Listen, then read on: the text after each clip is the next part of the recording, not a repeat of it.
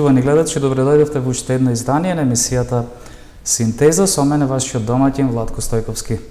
Денеска на една друга тема, новинарство, вклученоста на жените во новинарскиот процес, социјалните медиуми, новите социјални медиуми и сите проблематики, но и позитивни страни поврзани со нив. Затоа ќе разговараме со една прекрасна дама која што е наша денешна гостинка. Незиното име е Викторија Петровска, познато ТВ лице, магистер по деловно право, новинар, водител и модератор. Викторија, добре дојде во Синтеза. Добре ве најдов, чест ми е, ви благодарам за поканата и поздрав до вашите гледачи. Благодарам што ја прифати поканата, честа е исто така и наша. Каква е врската да ја имате титулата магистер по деловно право? Ајде ќе започнеме со тоа малку така поформално. Така, по вокација магистер по деловно право. Обврската, Владко, не би рекла дека е обврска, туку нормално професија. А кога сме кај титулите, не важам за човек кој што се осврнува на имањето титули. Кога споменавме обврска, кажав професијата деловно право. Зошто професија? Заради тоа што оваа професија вклучувала дел од мојот живот, 5-6 години напорна работа, труд и континуирано учење токму во областа на правото. Професија која што не ја работам денес, меѓутоа не изостанува дека ќе ја работам некој друг период од мојот живот. Зошто споменувам како професија, не како обврска, бидејќи сметам дека секоја професија со себе се носи своја одговорност. Тука сакам да начнеме и да се надоврземе до една тема која што вели дека за да си успешен во една професија, според мене, ќе тргнам лично од себе, мораш постојано да се надоградуваш во сето она кое што го правиш и кое што го работиш. Јас сум скоро 6 години дел од медиумскиот свет, од новинарството, од водителството, како автор на своја авторска емисија на телевизија Сонце и можам со гордост да кажам дека многу ме исполнува она што го работам, меѓутоа од друга страна пак многу се имам вложено во ова што го работам. Затоа тука ќе кажеме една поговорка дека човек учи додека е жив. Зошто е тоа така? Затоа што да си успешен во една професија мораш постојано да учиш и да се надоградуваш без разлика што ќе одбереш. Ќе споменам 21 век. Зошто 21 век? Предностите на 21 век денес е тоа што преку ноќ можеш да си смениш професија и да бидеш што сакаш, меѓутоа само под еден услов: постојано учење и надоградување на она кое ќе го одбереш да го работиш. Така.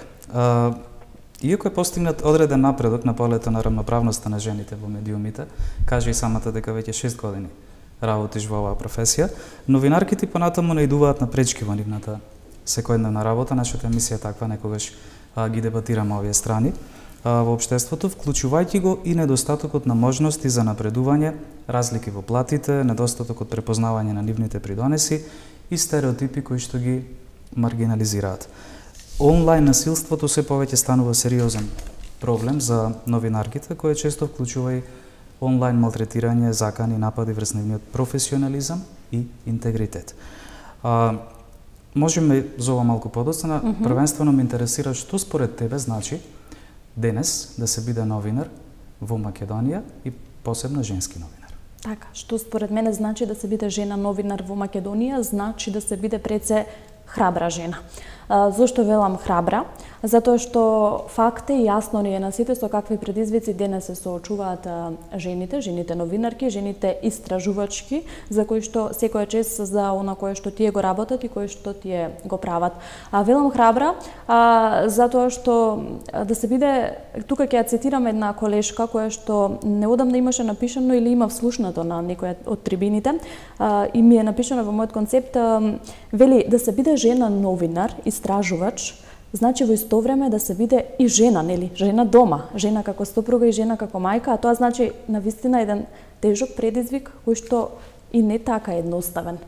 Да се биде жена новинар во Македонија, доколку зборуваме за жените новинарки кои што се на страната на вистината, а кога работиш на страната на вистината и кога си ја знаеш слободата на изразување, значи на вистина да се биде жена новинар како предизвик. Зошто? Затоа што тоа значи да се биде дискриминиран, да се биде навредуван, да се биде онлайн вознемируван. Тука пак ќе цитираме на моја колешка која што вели секој пат кога жена има што да каже, веднаш се зборува за нејзиниот приватен живот, за тоа како таа изгледа, дали е женствена и како таа се облекува. И тоа е многу полесно да го кажеш позади тастатура и од дома кога гледаш, а не знаејќи при тоа колку таа жена е способна и колку таа жена има што да каже, а не што да покаже со нејзиниот физички изглед. Да резимирам на прашањето, да се биде жена новинар во Македонија, навистина е предизвик, меѓутоа навистина е чест. Така, од друга страна представува чест, која што верувам дека треба да се заслужи. И тоа треба да биде пример. Ќе те прекинам и ќе се надоврзам исто на прашањето, кое што не така има едноставен некој одговор. Да се биде жена новинар, исто така значи и да се носиш со сите оние предизвици кои што ги носи и модерното време. Кога говориме за жените новинарки, тука мораме да ја кажеме и онаа последна анализа која што излезе, чинам, од Агенцијата за аудиовизуелни уметности, која што вели дека на водечките позиции во медиумите во Македонија се уште ги држат позициите мажи. И сега тука се поставува прашањето колку е тој пат трнлив за местото на жената денес во 21 век, меѓутоа тоа прашање ќе го начнеме, чинам, нешто подоцна во концептот, па ќе проговориме и за тоа, како жената. Секако, да. Остануваме на тема новинарство, тоа е професија низ која се провлекуваат сите професии. Јас ќе речам, тоа истото го споредувам и со мојата професија примарна, учителската. Тука се провлекуваат добрите и лошите страни на животите на другите луѓе кои се доближуваат на публиката преку различни новинарски форми. Темите за кои известуваат новинарите, односно новинарките, несомнено може да остават трага на нивното ментално здравје. Исто така, овие теми може да ги изложат и новинарите и новинарките на различни видови на напади од страна на публиката, поединци и така натаму, групации кои што не сакаат приказната на која работат да дојде до очите на јавноста или сакаат да ја убедат јавноста дека нивните наводи се невистините. Наблюдувано од перспективата на онлайн напаѓачите, можноста за криење под плаштот на анонимноста го направија онлайн просторот совршено место за пресметки или бојно поле. Бојното поле на онлайн вознемирувањето и насилството врз новинарите или новинарките. Што мислиш, кој е повеќе изложен? Може тука да се даде некаков осврт? Па ајде сега да не дискриминираме, меѓутоа да, нормално жените. И сликата за жената денес е подобрена, не велам дека не. Според онаа слика која што ја имаме во минатото, меѓутоа жената се уште се носи со не само онлайн вознемирување. Жената е вознемирена и на улица, додека одиш, додека се движиш, може, мислам, се повеќе и повеќе жената е вознемирувана. Онлайн вознемирувањето ќе го поврземе тука и со сајбербулингот, за кој што има доста да се говори. Меѓутоа ќе се навратам тука на еден случај кој што одекна во јавноста, две колешки новинарки стигна и до судска пресметка за таквите онлайн закани. Зошто се осмелуваат и се повеќе се земаат замав ваквите онлайн закани? Сметам дека кај нас фали законска регулатива, можеби посериозна и построга. Имаше ли епилог од таквата ситуација да функционира системот? Да, чинам дека лицето одговараше, имаше некои мерки, меѓутоа не се сеќавам сега како точно излезе, но сериозноста на работата отиде до тој степен да тоа дојде и до судска разрешница. Значи тоа е сериозна тема. Многу е лесно позади тастатура да седнеш и да се закануваш, меѓутоа си носи, како што кажа, последици и кон менталното здравје, и кон жената како жена во секоја сфера, не само во новинарство. Така, новинарството е професија која што бара да бидете вклучени буквално, значи со сиот ваш ентузијазам, така сета ваша енергија, вие споделуваат информација, меѓутоа многу е важно што добивате и за возврат од другата пак страна. Ќе кажам да се биде новинар жена во Македонија, треба да си храбар и треба да се носиш, посебно оние жени новинарки истражувачки кои што чии приказни одекнуваат низ цела земја и надвор од земјата. Еве имавме случај со истражувачката лабораторија на ИРЛ, каде што колешки беа исто така им се имаа заканувано, дури чинам и по живот, како и да беше. Така, да. Беа декласирани, сериозна е темата. се трудеа, значи да ги декласираат на секаков можен начин. Кога е вистината во прашање, се разбира, тоа значи преземање сериозна обврска, да се застане на патот на злото и на се она што е негативно во рамки на општеството во кое што живееме. Многу често, според некои истражувања кои што ги согледува, вели жените новинари кои јавно информираат за насилството врз жените во рамки на семејството, често и самите биле жртви на семејно насилство. Да, може би, но не значи дека само така. Меѓутоа, да, ќе се сложам дека жената новинарка може би е поемотивна, бидејќи самата таа на некој начин искусила може би некаков вид на семејно насилство или било каков облик на семејно насилство, па од таа причина малку е поблиска до сродниот женски пол. Меѓутоа, тука не треба така да се гледа објективно. Сметам дека секој оној кој што се врши професијата треба да истражува и да се занимава со општествените проблеми на подеднаков начин. Тука имаме и мажи кои што се жртви на семејно насилство, на онлайн насилство, така да може би емотивно поблиско, меѓутоа не мора да значи. Така, може да се однесува и на едните и на другите. Сметаш дека доволно се прави кај нас во поглед на заштитата на новинарите? Сметаш дека кај нас тоа, да речеме, застапено, доволно се заштитуваат нивните права? Па да, сметам дека Сдруженијето на новинари на Македонија е доволно добро инволвирано во сите овие случаи, секогаш излегува во пресред и во одбрана на новинарите колеги, Сојузот на синдикати на новинари исто така. Меѓутоа има работа секогаш и треба, тој пат не се изодува така наеднаш. Мислам дека чекор по чекор се оди и треба така да биде. Не сакаме да бидеме премногу негативни, меѓутоа ајде така ја почнавме некако денешната емисија со овие малку посериозни теми, ќе навлеземе малку и во поведри моменти. Што се подразбира под терминот cyberbullying, го спомна пред малку. Така, па cyberbullying... Мислам дека не го среќаваме веќе само во училишната пракса. Мислам дека актуелен е и на различни други места, вклучително во новинарство. Пред да ме поканиш во емисијата, на социјалната мрежа Instagram објавив некој прашалник за тоа кои теми сметаме дека не се доволно општествено покриени, медиумски, важни општествени, меѓутоа не доволно медиумски покриени. И интересно е тоа што едно од прашањата кое што за жал се повторуваше многу пати беше cyberbullyingот и булингот како таков во облик кај училиштата, односно кај помладата популација, кај децата, и за жал е се повеќе изразен. Сега, по дефиниција по книга, cyberbullyingот знаеме дека е булинг кој што се, односно насилство, онлайн насилство кое што се врши преку одреден електронски уред, преку телефон, преку компјутер. Тоа е еден вид на насилство кој што се повторува, може да биде заканувачки действија, може да биде објавување на различни фотографии и слични закани преку онлайн просторот. Тука Владко се наметнува потребата од тоа како се сваќа интернетот како мрежа. Колку младите се запознаени со сите предности и негативности кои што ги дава интернетот како една мрежа. Жално е што во некоја мера ги искористуваме предностите на интернетот, меѓутоа јас сметам дека ги поминавме сите можни граници таму. И преку социјалните медиуми веќе не постои граница кој може и како да ти се обрати, кој може да ти се заканува. Сметам дека луѓето си земаа многу за право и си земаа се поголем замав, да не речам таму. Пак ќе се надоврезам тука на законската регулатива. Чинам минатата година кај нас беше донесен некој закон за казнување на коментари на Facebook, за казнување на закани преку Facebook, и тоа е добро. Треба да движиме по тој пат.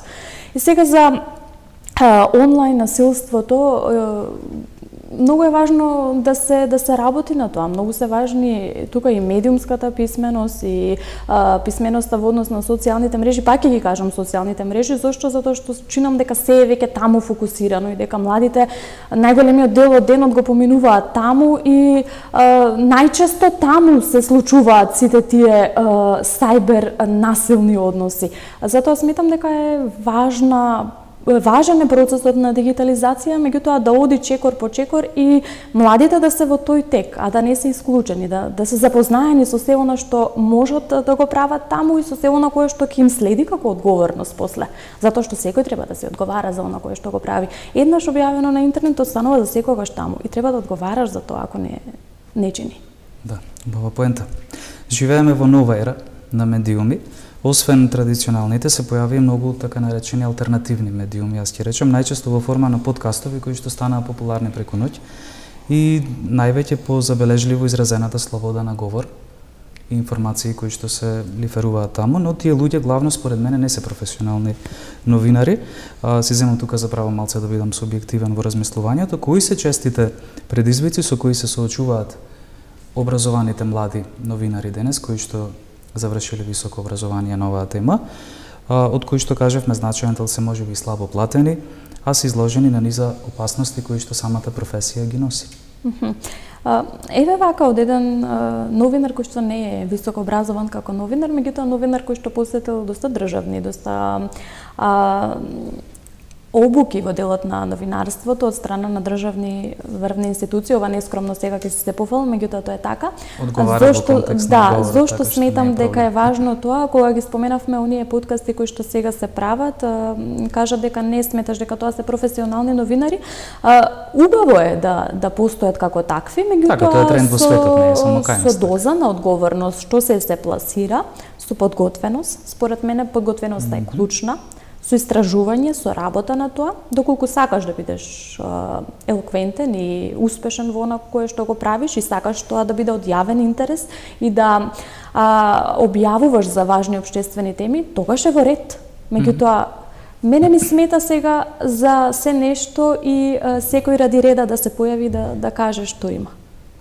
Да, тоа е оно што мене лично ме иритира, да речем, во дадена ситуација, следејќи ги подкастовите, пак ќе речем со сета почит, емисијата нема интенција никого да навредува или да напаѓа. Меѓутоа, мислам дека елоквентноста, како што каже и сама, е многу значајна. Мислам дека тоа традиционалните телевизиски медиуми посебно, значи па и радиото ќе го вклучам тука, го овозможуваат, значи на некој начин овозможуваат и самиот новинар или водител, ако е на емисија, да напредува во известна смисла, како што нормално поминува времето. Од мој личен аспект... Со подкастовите мислам дека не е тоа така. Да, јас овде од мој личен аспект би ми сметало, односно ми смета и тоа што вие како професор по македонски јазик ми смета и непочитувањето на правописот, непочитувањето на македонскиот јазик. Сето тоа не само на подкастите и општо во целина како медиуми, сметам дека и тоа на тоа треба да се гледа. Така, заклучок можеби подкастови да има, но да се внимава повеќе на одредени квалификации кои што се важни. Пред се подкастот да нуди квалитетна содржина. Така, мислам дека да не е да се каже нешто, туку нели да се држи тоа. Да. Од колкаво значење тука, значи во ова време, би биле обуките за напредување на новинарските вештини и менторирањето на младите новинари, тоа малце го разговаравме пред почетокот на емисијата. Да, тоа го споменав како човек кој што сака да учи постојано, да се надоградува во она кое што го прави. Сум била дел од доста важни обуки последните од страна на Институтот за комуникацијски студии во Скопје, чии обуки беа прекрасни, со прекрасни ментори, со прекрасни предавачи. Навистина се потребни такви обуки, посебно за младиот човек кој што решил да се занимава со новинарството. Нудат навистина одлични предавања, одлична можност да видиш како другиот станал нешто што е денес, како другиот станал успешен и најдобро се учи преку пример. Да.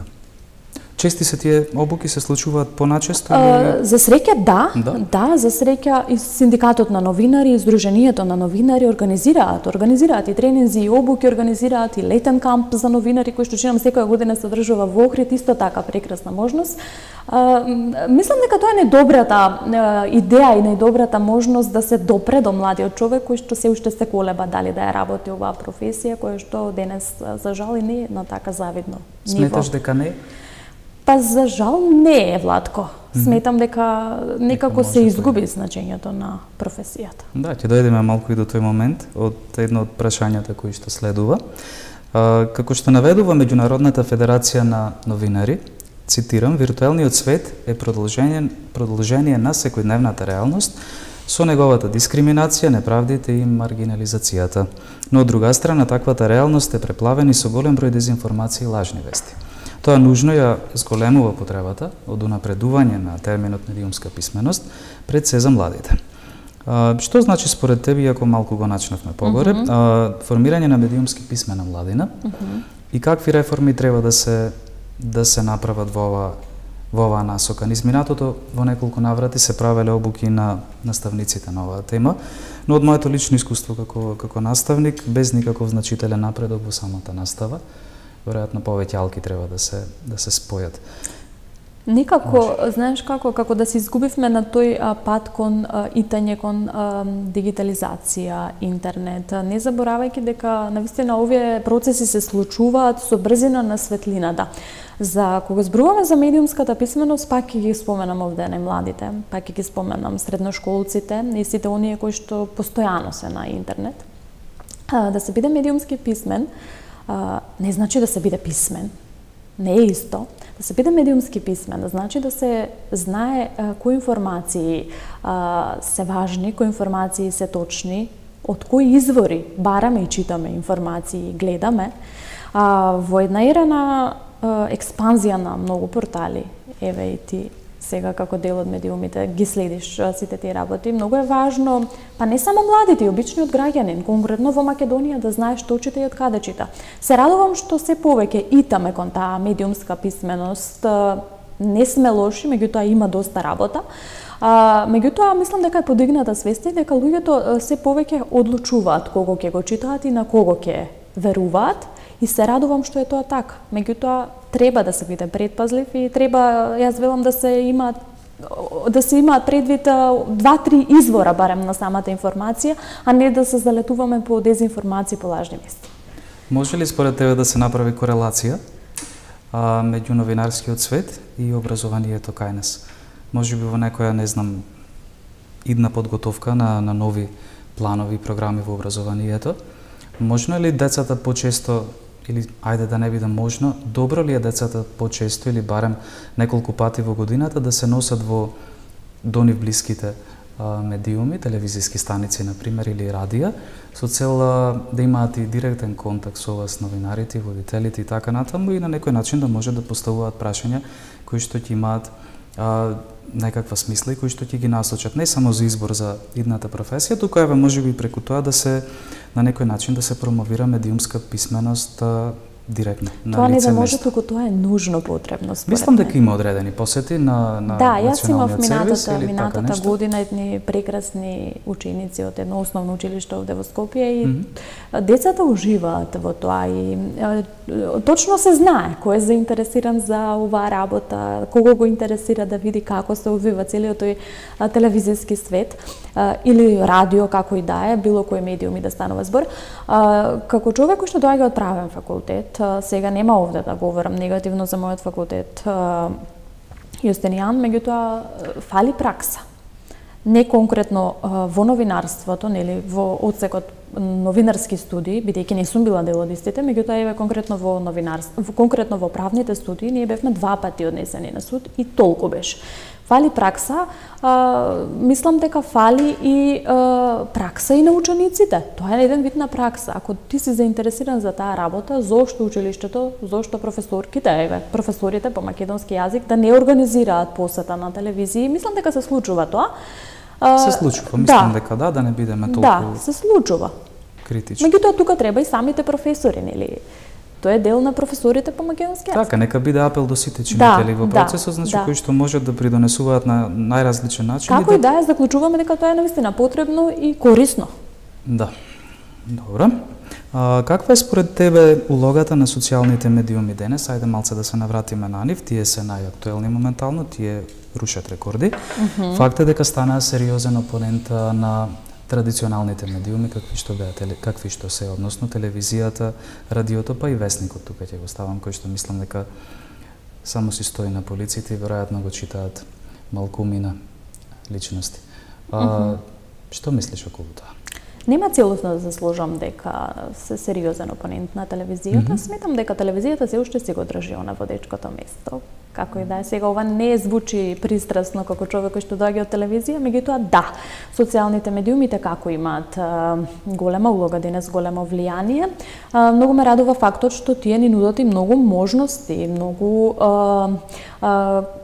имаат многу предности. Можеш таму навистина да гледаш едукативни содржини, можеш да гледаш што те интересира, меѓутоа од друга страна пак ќе се надоврзам јас на мојавето дека се премина преку сите можни граници таму и дека не се само социјалните медиуми простор каде што можеш ти да се информираш. Некако се ни стана достапно на телефонот, станавме нетрпеливи, желни за таму да видиш што се случува. Кратки информации, така, значи и кратки видеа кои што не треба да така, можеби во тој дел некако затаи она телевизиското малку подолго представување на работите и содржините, меѓутоа станавме се понетрпеливи, но од друга страна па има доста предности кои што денеска младиот модерен човек може да ги нели искористи преку самите социјални медиуми. Преку телевизијата, што правиме тука еве сега на пример се случува, имаме емисија која што трае 30 на 40 минути, како да се задржи вниманието на овие луѓе кои што можат да научат нешто од самата, значи телевизија, од самата емисија и така натаму. Овие емисии ги правиме за да имаат одредена поента, така и да допрат до нив. Но како кога се соочуваме со значителна доза на нетрпеливост? Проблемот треба да се бара од самиот корен, можеби од самите почетоци во училиштето, на децата да им се укаже дека треба да се чита книга, не е исто да се чита онлайн книга и не е исто да се држи книга и лектира во рака. Како човек кој што има своја авторска емисија, исто така во делот на културата и забавата, и човек кој што има гости кои што имаат што да кажат и кои што нешто направиле, дали напишале книга, дали објавиле нешто. Сметам дека многу малку се дава внимание на она кое што еве јас и ти и другите колеги го прават. Некако младите, пак ќе споменам, младината е желна за драми, е желна за да биде во тек што се случува на социјалните медиуми. Еве јас правам емисија за култура, меѓутоа ќе се гледа некоја драма која што се случува, не знам, на Инстаграм помеѓу некои инфлуенсери. И тоа ми е поентата. Треба да се разграничат важните работи. Значи, едно е времето за на социјалните медиуми, меѓутоа друго е времето и да се прочита нешто и да се направи нешто, да се изгледа некоја едукативна содржина, некој документарец.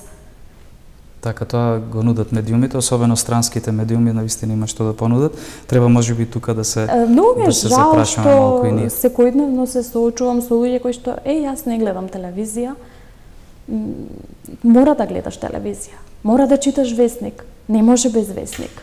Да, значи, мораш да си во некако. Едно е да си го земеш весникот и да си го прочиташ, друго е да листаш на интернет. Така, мислам дека ќе биде предизвик подеднакво и за уредниците на програмските содржини на телевизиите во иднина, се разбира и за самите TV лица кои што настапуваат со цел да го привлечат вниманието, а и не само тоа, туку и да успеат да го задржат бидејќи. Да, и нека биде, можеби и таму требаат некои реформи. Ние не велиме, не ја величиме телевизијата или останатите традиционални медиуми, си требаат реформи и таму.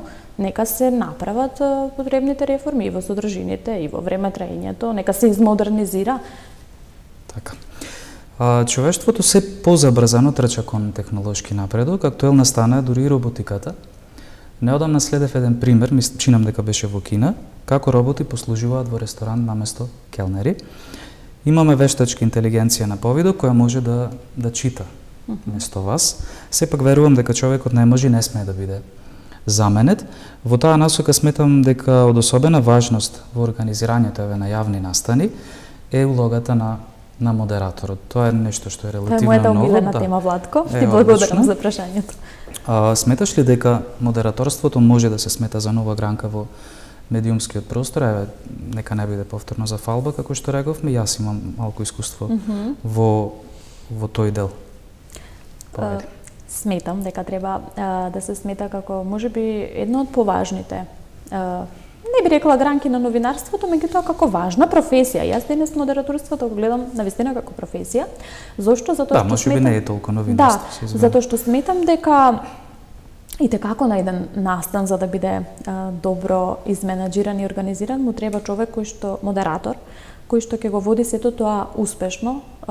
При тоа не било кој човек, туку човек кој што навистина умее со тоа. Ќе се сложиш со мене дека се потребни вештини, дека е потребен македонски јазик, дека е потребно убаво изразување, дека е потребна дикција.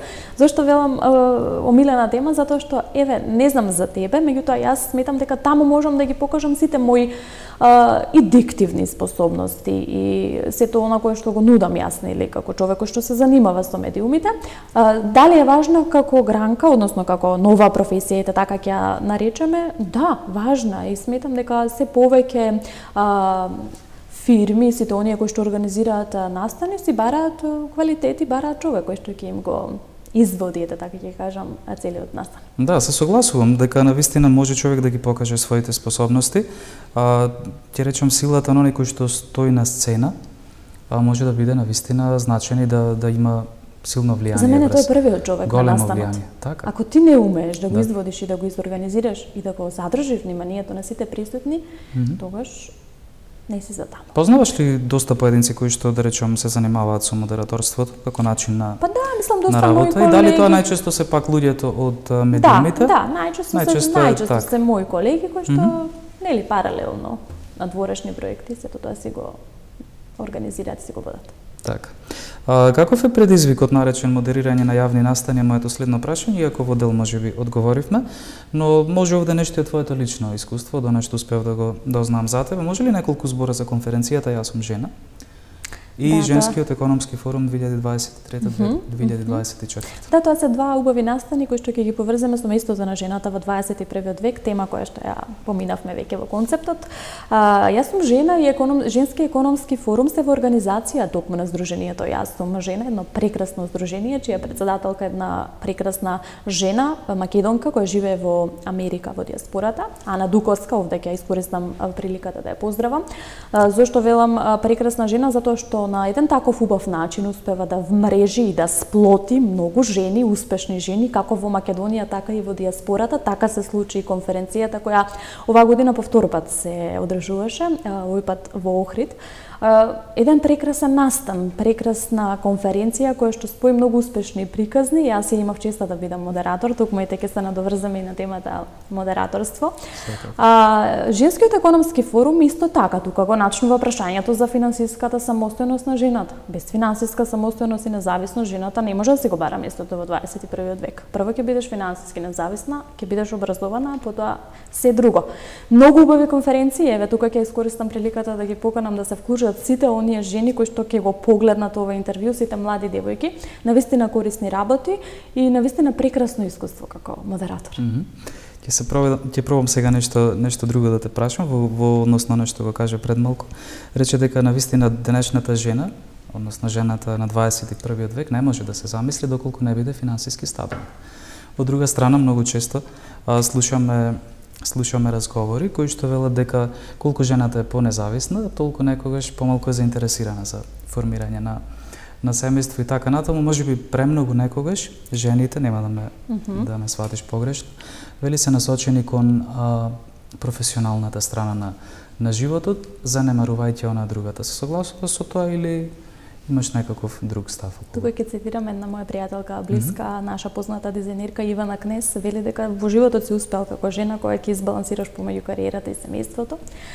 Она кажа дека ете не така лесно и било за ова второто, меѓутоа нели секој со среќата. Јас што сметам од мој личен аспект, сметам дека навистина е тоа така, навистина си треба баланс. Јас сум жена, млада жена, девојка која што во иднина се гледа и како сопруга и како мајка, и тоа не како единствено како сопруга и како мајка, туку како дел од мојата личност и како дел од сето она кое што јас сум.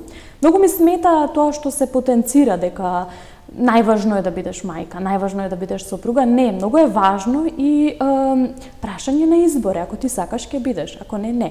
Меѓутоа, она што за мене е најважно, навистина е образованието. Навистина е тоа да се потпреш сам на себе, да си бидеш сам на себе рамо и финансиски и секако, а потоа се другото нека си доаѓа поред.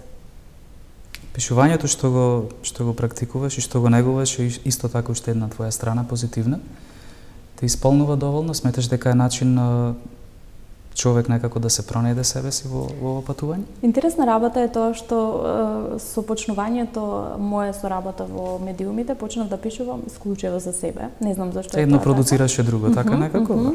Автор сум на 2 стихозбирки поезија кои што се објавија во периодот на моето средно образование, во периодот на моите факултетски денови. Многу се радувам, некако тогаш ми беше тој некој мерак така за да ме читаат, за да биде тоа јавно објавувано.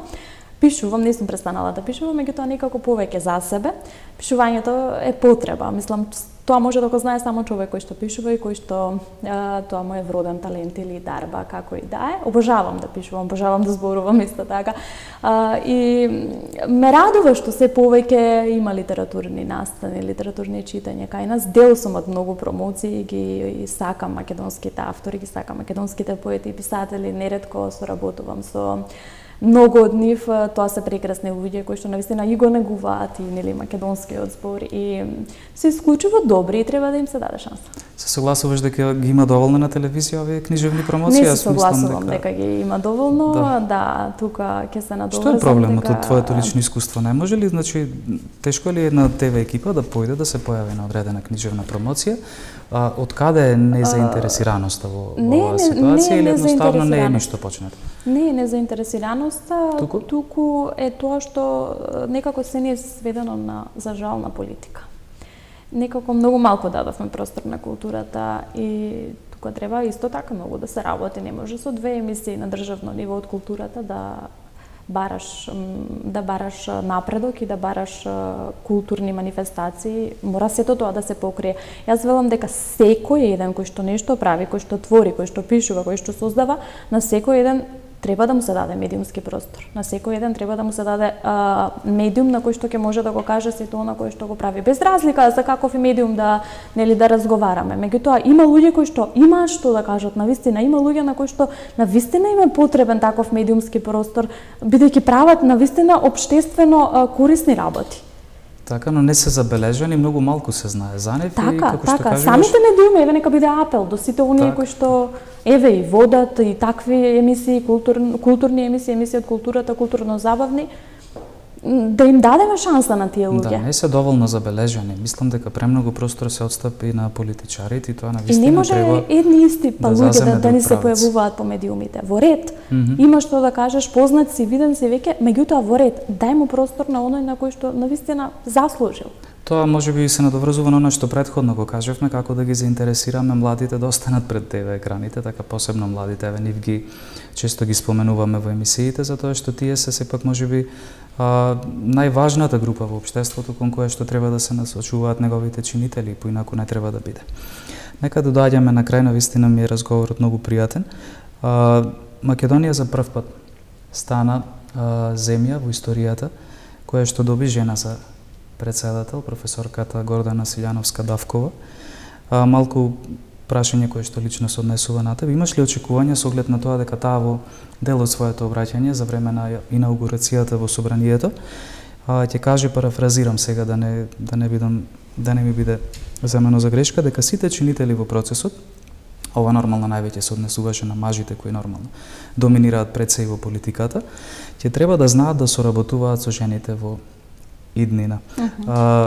Жените понатаму треба да се изборат за место во општеството, веројатно тоа ќе сака време и се надеваме дека ќе биде успешно. Да, познавајќи професорката Давкова и лично и како професор кој што мене ми предавал на правниот факултет Јустин Јан Први, несумнено се работи за еден квалитетен човек, после тоа жена, да не биде жена пак квалитетен човек, да не се разбереме погрешно, не сакам оваа работа да ја гледам низ призмата на феминизмот. Биди квалитетен, а потоа биди што сакаш, тоа е некој мој принцип. Сметам дека професорката тоа така го кажала, бидејќи се надоврзала на она што жената денес може, колку жената денес е силна. Меѓутоа не е тука да дискриминира некого од спротивниот пол, туку навистина да покажеме дека жените навистина можат, жените се квалитетни, жените можат да бидат на било која функција. Меѓутоа пред се квалитет, а потоа жена. Каде треба да биде местото на жената во 21. век за крај?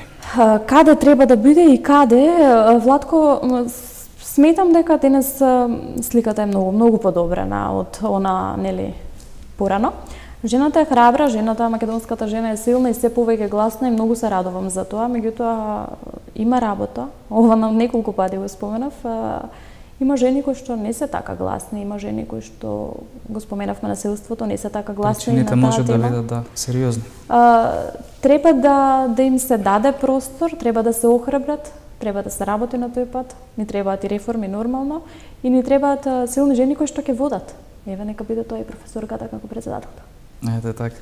Ти благодарам, навистина ми беше чест што беше дел од денешната емисија. Мислам дека навистина извлековме доста важни поенти од нашиот разговор. Ти посакувам успешна работа во нешто го прави со оглед на тоа дека сме колеги на извесен начин и верувам дека што и да правиш со таа позитивна енергија која што ја негуваш, верувам дека ќе биде навистина успешна.